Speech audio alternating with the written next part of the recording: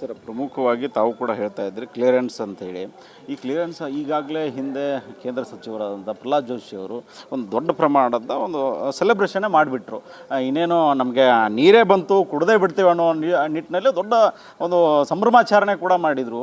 ಆದರೆ ಮತ್ತೆ ಈಗಾಗಲೇ ತಾವು ಕೂಡ ನೋಡ್ತಾ ಇದ್ರಿ, ಈ ಒಂದು ಯೋಜನೆ ಮತ್ತೆ ಹಳ್ಳ ಹಿಡಿದಿರ್ತಕ್ಕಂಥದ್ದು. ಇದ್ರ ಬಗ್ಗೆ ತಾವು ಏನಂತಂದರೆ ಮತ್ತೆ ಮುನ್ನೆಲೆಗೆ ಬರುತ್ತೆ, ಮತ್ತೆ ಸುಮ್ಮನಾಗ್ಬಿಡ್ತಾರೆ. ಯಾಕೆ ಹೋರಾಟಗಾರರು ಕೂಡ ಅಷ್ಟೇ, ಒಂದು ಸೀಸನ್ ಥರ ಈ ಮುಂದಿನ ವರ್ಷ ಮತ್ತೆ ಬರುತ್ತೆ, ಮತ್ತೆ ಇದೇ ರೀತಿ. ಅಂದರೆ ಇದಕ್ಕೊಂದು ಕರೆಕ್ಟಾಗಿ ನಿರ್ಧಾರ ಇಲ್ವಂತ ನೋಡಿ. ಕಳೆದ ವರ್ಷ ಪ್ರಹ್ಲಾದ್ ಜೋಶಿ ಅವರ ಕಚೇರಿ ಎದುರುಗಡೆ ತಮಗೆ ಗೊತ್ತಿರೋ ಹಾಗೆ 3-4 ದಿನ ಹೋರಾಟ ಮಾಡಿದ್ಮೇಲೆ ಜೋಶಿ ಅವರಿಗೆ ನಮ್ಗೆ ಸಂಪರ್ಕ ಮಾಡಿ, ಇಲ್ಲ ನಾನು ನಿಮ್ಮ ಜೊತೆಗೆ ಮಾತಾಡೋಕ್ಕೆ ತಯಾರಿದ್ದೀನಿ, ವನ್ಯಜೀವಿ ಮಂಡಳಿ ಅವ್ರಿಗೆ ಕರೆದು ನಾನು ಮಾತಾಡ್ತೀನಿ ಅಂತ ಹೇಳಿದ್ರು. ಅವತ್ತು ಅವ್ರ ಜೊತೆಗೆ ಸಭೆ ಮಾಡಿದಾಗ ಅವರು ಡೆಲ್ಲಿಗೆ ಬರ್ರಿ, ನಿಮಗೆ ಭೂಪೇಂದ್ರ ಯಾದವ್ ಅವರಿಗೆ ಮತ್ತು ನೀರಾವರಿ ಮಂತ್ರಿಗೆ ಸಭೆಯನ್ನು ಮಾಡ್ತೀವಂದು ನಾವು ಹೇಳಿದ್ದು.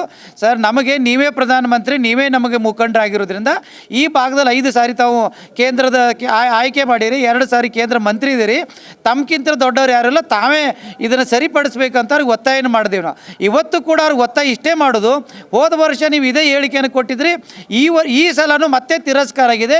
ನಾವು ಮತ್ತೆ ಜೋಶಿ ಅವರಿಗೆ ಮನವಿ ಮಾಡ್ಕೋತೇವೆ. ಯಾಕೆಂದರೆ ಇವತ್ತು ಇಡೀ ದೇಶದಲ್ಲಿ ನರೇಂದ್ರ ಮೋದಿಯವ್ರ ಜೊತೆಗೆ ಯಾರು ಚೆನ್ನಾಗಿರುವಂಥ ನಾಯಕರಿದ್ರೆ ಅಮಿತ್ ಶಾ ಮತ್ತು JP ನಡ್ಡನ್ ಬಿಟ್ಟರೆ 3ನೇ ಹಂತದಾಗ ಇರೋರು ಪ್ರಹ್ಲಾದ್ ಜೋಶಿ ಅವರು. ಪ್ರಹ್ಲಾದ್ ಜೋಶಿ ಅವ್ರು ಮನಸ್ಸು ಮಾಡಿದರೆ ಒಂದು ದಿನದಲ್ಲಿ ನೀರು ಬರ್ತದೆ.